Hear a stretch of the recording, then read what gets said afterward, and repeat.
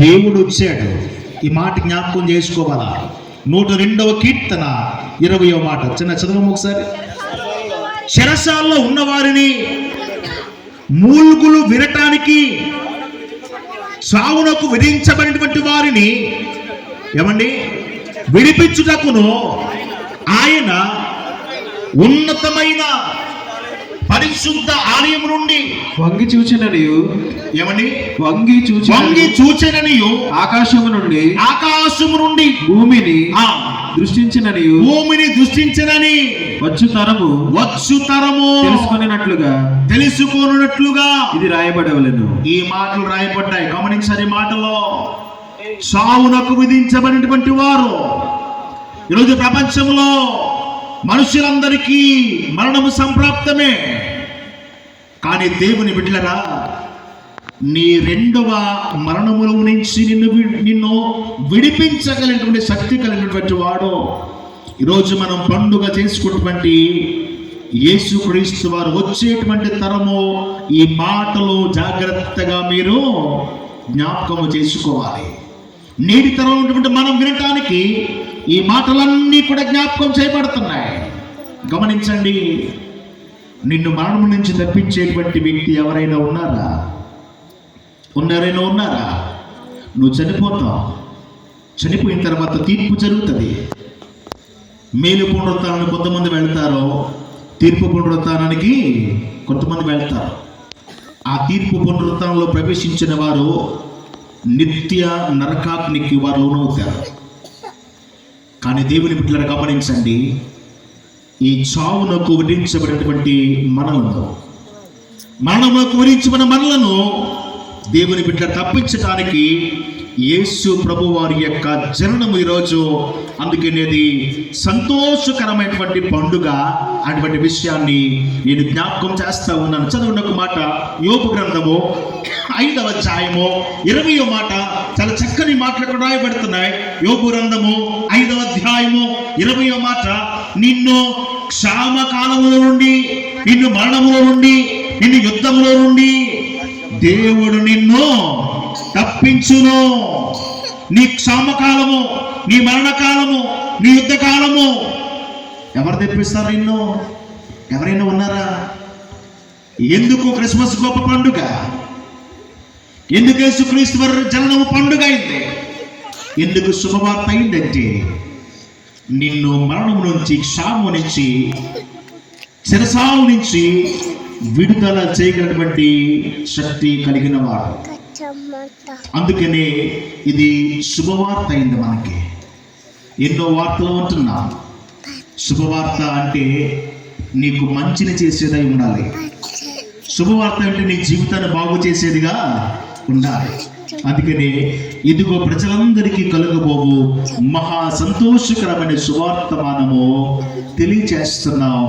రక్షకుడు నీ కొరకు పుట్టాడు. నీ పాపముల నుంచి రక్షించేటువంటి రక్షకుడు, నిన్ను మరణం నుంచి బయట తెచ్చేటువంటి రక్షకుడు. నీ క్షామకాలము, యుద్ధకాలము, లేకపోతే చెరసాల, మరణము, వీటన్నిటి నుండి కూడా దేవుడు నిన్ను తప్పిస్తాడు. గమనించండి. మరలా చెప్తున్నాను. ఈ తప్పించడం అటువంటిది ప్రపంచంలో ఎవ్వరూ కూడా చేయలేరు.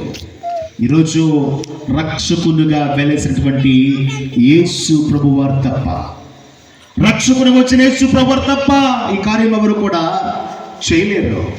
3వ మాట జ్ఞాపకం చేస్తున్నాను. పాతాళం నుంచి ఆయన విమోచిస్తాడు. ఒకటి పాపం నుండి చెప్పాను. రెండవది ఏం చెప్పాను?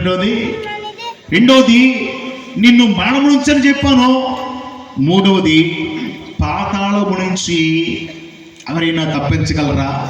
ధనవంతుడు లాజరు స్టోరీలో ధనవంతుడు డైరెక్ట్గా పాతాళానికి వెళ్ళిపోయాడు. అబ్రహాము రొమ్మునేమో లాజరు గారు ఆనుకున్నాడు. అక్కడ ఆయన వేదన పడుతున్నాడు ధనవంతుడు. అయ్యా, ఒకసారి ఒక 2 చుక్కలు నీళ్ళని పంపిస్తున్నావా లాజరు గారితో? నేను నరకయాత్ర పడుతున్నాను ఇక్కడ. అబ్రహాం గారు చెప్పారు, నా కుమారుడా, అవేమి ఇక్కడ కుదరదు. లాజరు గారు పంపిస్తావా? లాజరు గారు ఏం చేస్తున్నారో అబ్రహాము రొమ్మున విశ్రాంతిని పొందుతూ ఉన్నారు. దేవుని బిడ్డలారా, ఈ పాతాళములో నుంచి తప్పించగలిగిన శక్తి ఎవరిలో ఉందో తెలుసా? ఈరోజు పసిబాలుడుగా జన్మించినటువంటి యేసు ప్రభు వారిలో ఆ శక్తి ఉంది. ఒక్క మాట, యోబు గ్రంథము 32వ అధ్యాయము 24వ మాట చూసుకుందాం. యోబు గ్రంథము 33వ అధ్యాయము 24వ మాట. అక్కడేముందో ఒక్కసారి మీరు వినాల. ఒక మాట, యోబు గ్రంథము 32వ అధ్యాయం 24వ మాట. దేవుడు వాని యందు కరుణ చూపి పాతాళంలోనికి దిగి వెళ్ళకుండా వానిని విడిపించు. విన్నారు కదా? నేనేమో సొంత మాటలు చెప్తున్నాను అనుకుంటున్నారేమో, నేను బ్రహ్మచర్యకి చెప్తాను అనుకుంటున్నారా మీరు? మరలా చదవమ్మా, పాస్టర్ గారు చదువు. మరలా చదవండి. వానిని పాతాళములోనికి దిగి వెళ్ళకుండా వానిని విడిపించు. ఎవరు చేస్తారు ప్రపంచంలో ఈ పని? ఎవరు చేయగలరు? ఒకవేళ ఏమైనా మనుషులను చేయగలరా? వానిని పాతాళములోనికి దిగి వెళ్ళకుండా నేను కాపాడేదను. అందుకే ఈరోజు క్రిస్మస్ గొప్ప పండుగ అయింది.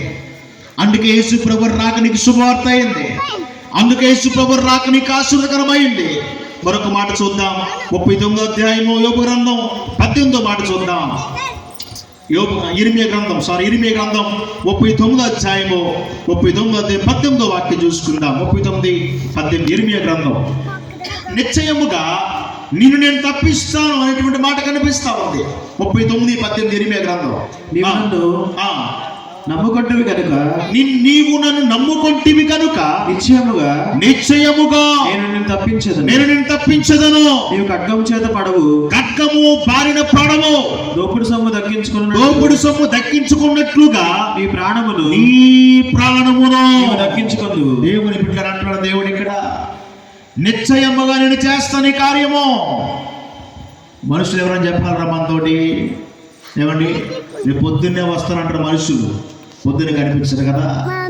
ఆ దేవుడు చెప్తున్నాడు, నిశ్చయముగా నీ కార్యం నేను చేస్తాను, నిశ్చయముగా నిన్ను నేను తప్పిస్తాను. దేవుడు చెప్తున్న మాటలు దేవుని బిడ్డలారా అర్థం చేసుకోండి.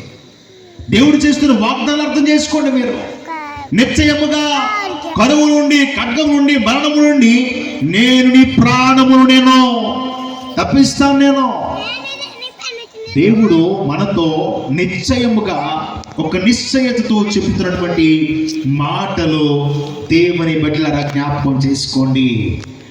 నిన్ను పాతాళములో నుంచి రక్షించేటువంటి రక్షకుడు, ఒక పరిశుద్ధుడు ఈరోజు ఆ పుట్టినటువంటి జననాన్ని జ్ఞాపకం చేసుకుంటున్నాం. అందుకని క్రిస్మస్ గొప్ప పండుగ అయింది.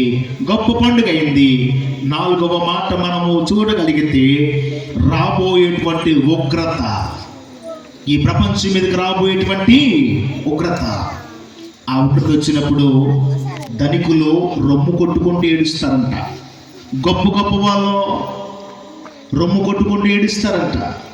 గొప్ప వ్యాపారస్తులు రొమ్ము కొట్టుకుంటూ ఏడుస్తారంట. మమ్మల్ని దాయండి, మమ్మల్ని రక్షించండి అని కేకలు వేస్తారట. ఆ ఉగ్రత ఇక్కడికి ప్రపంచం మీదకి వచ్చినప్పుడు మనుషులందరూ ధైర్యం చెడిపోయి గుండెలు బాదుకుంటూ, అయ్యో మమ్మల్ని రక్షించేటువంటి వారు ఎవరని కేకలేస్తారంట. ఈ మాట విన్నావా నువ్వు ఈ రాత్రి? నిన్ను ఉగ్రతలో నుంచి దేవుడు తప్పిస్తాను అంటున్నాడు. నోవాహు జలప్రళయం వచ్చింది. నోవాహు కాలంలో అందరూ చనిపోయారు, కానీ ఒక్క ఫ్యామిలీ బతికింది, నోవాహు గారి ఫ్యామిలీ. సొదొమ గొమొర్రా పట్టణాలను దేవుడు అగ్నిగంధకాల చేత కాల్చేశాడు. అందరూ చనిపోయారు, కానీ ఒక్క ఫ్యామిలీ, లోతు యొక్క ఫ్యామిలీ బ్రతికింది. ఈరోజు ఈ రాత్రి దేవుణ్ణి నువ్వు నమ్ముకుంటే కనుక, నీ కొరకు జన్మించిన రక్షకుని నమ్ముకుంటే కనుక, దేవుడు ఆ ఉగ్రత కాలంలో నిన్ను నీ కుటుంబాన్ని రక్షించగలిగినటువంటి సమర్థుడు. ఏదో వచ్చాడని పాటలు పాడుకోవడం కాదు, ఏదో పండుగలు చేసుకోవడం కాదు. ఆయన ఎందుకు వచ్చాడో ఆలోచించండి. ఆయన వచ్చిన కారణం ఏంటో ఆలోచించండి. క్రిస్మస్ ఎందుకు గొప్ప పండుగ చేయబడుతుంది? ఎందుకు క్రీస్తు పుట్టడమే కేకలేస్తున్నాం? ఎందుకు ఈ క్రిస్మస్ పండుగలో? ఎందుకు ఆలోచించండి. ఎందుకు శుభవార్త? ఎందుకు గొప్ప వార్త అంటే రాత్రి క్రిస్మస్ నీకు శుభములు తెచ్చేటువంటి పండుగ. క్రిస్మస్ నీకు మంచిని చేసేటువంటి పండుగ. క్రిస్మస్ నీ కొరకు రక్షకుని తెచ్చినటువంటి పండుగ. ఆయన నిన్ను పాపం నుంచి రక్షిస్తాడు. ఇది ఎవరు చేయలేరు. ఆయన నిన్ను మరణం నుండి తప్పిస్తాడు. ఇది ఎవరు చేయలేరు, దేవుడు తప్ప. నిన్ను పాతాలను తప్పిస్తాడు, దేవుడు తప్ప ఎవరు చేయలేరు. ఉగ్రత నుండి తప్పిస్తాడు, ఇది దేవుడు తప్ప ఎవరు చేయలేరు. ఈ 4 విషయాల నుండి నువ్వు రక్షించబడాలి అనుకుంటే ఇది ఈ రాత్రి మేము ప్రకటిస్తున్నటువంటి యేసు ప్రభు వారిని తప్పకుండా నమ్ముకోండి. ఎందుకు వచ్చాడో ఆలోచించండి. ఆలోచించి ఆయనలో నీ జీవితంలో నీ కుటుంబంలో జన్మింపజేసుకోండి. అప్పుడు మీకు నిజమైనటువంటి క్రిస్మస్ అటువంటి ఆనందం కలుగుతా ఉంది. కనుక నీ కొరకు వచ్చిన రక్షకుణ్ణి నువ్వు చేర్చుకుంటావా లేదా? ఈ రాత్రి ఈ ప్రశ్న నీ ముందు పెడుతున్నా. నీ కొరకు వచ్చిన రక్షకుణ్ణి నువ్వు చేర్చుకుంటావా, చేర్చుకోవా? నీకు ఈ నిర్ణయాన్ని విధులు పెడుతున్నా. ఆయనను నువ్వు చేర్చుకుంటే నువ్వు ఈ 4 విషయాల్లోంచి రక్షించబడతావు. లేదు అంటే నిన్ను రక్షించేటువంటి వారి ప్రపంచంలో ఎవ్వరు కూడా ఉండరు. ఆయన తప్పితే ఈ పనులు ప్రపంచంలో ఎవ్వరు కూడా చేయలేరు. అందుకనే నీ కోసం వచ్చిన రక్షకుణ్ణి నువ్వు చేర్చుకుంటావా? ఆయన అంటున్నాడు, హృదయమనడి తలుపు నొద్ద నేను నిలబడి తట్టుచున్నాను. ఎవరైనా నా స్వరాన్ని విని నన్ను ఆహ్వానిస్తే, నన్ను చేర్చుకుంటే నేను వారితో కలిసి సహవాసం చేస్తాను. వారి జీవితంలో అనేకమైన ఆశీర్వాదాలు నేను ఇవ్వగల శక్తి కలిగిన వాడనని జ్ఞాపకం చేస్తున్నాడు. ఈ రాత్రి నేను నీ జీవితంలో నీ హృదయమైన తలుపు దగ్గర నిలబడి అడుగుతున్నాడు, రక్షకుణ్ణి చేర్చుకో అని నేను అంటున్నాను. ఈరోజు రక్షకుణ్ణి చేర్చుకో అంటున్నాను. ఈ రాత్రి రక్షకుని కుటుంబంలో జన్మింప చేసుకుంటున్నాను. ఎందుకంటే నిన్ను, నీ కుటుంబాన్ని, బిడ్డలను మరణం నుంచి, శాశ్వతమైన మరణం నుంచి ఆయన తప్పిస్తాడు. పాతాళము తప్పిస్తాడు. మరణమును తప్పించి నిత్య జీవానికి చేరుస్తాడు. చివరిగా ఉగ్రత నుంచి తప్పించి నిన్ను పరలోక రాజ్యానికి చేర్చుకుంటాడు. ఈ ఆశీర్వాదం కావలిస్తే ఈరోజు యేసు ప్రభువుని నమ్ముకుని చేర్చుకోండి. ఈ విషయాల నుండి రక్షణ పొందండి. దేవుడి మాటలు మన వినికిడిలో దీవించును గాక. ఆమేన్.